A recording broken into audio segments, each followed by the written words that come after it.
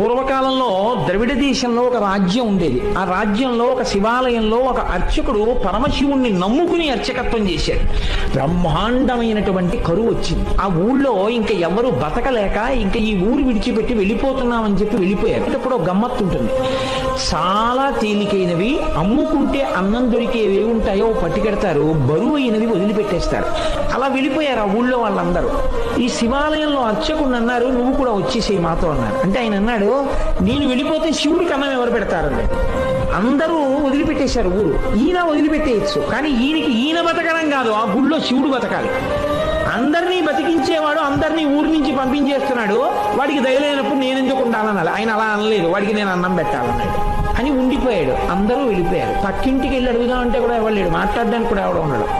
ఎవరున్నారు? శివుడే ఉన్నాడు, అంతే నమ్ముకున్నాడు. ఆయనకే చెప్తున్నాడు, అందరూ వెళ్ళిపోయారయ్యా, నేను ఒక్కడనే ఉన్నాను, నీకోసమే ఉన్నాను.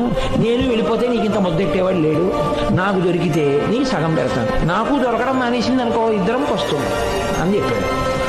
శివుడి మనసు కదిలిపోయింది. భక్తి అంటే మనసు విప్పి భగవంతునితో మాట్లాడుట.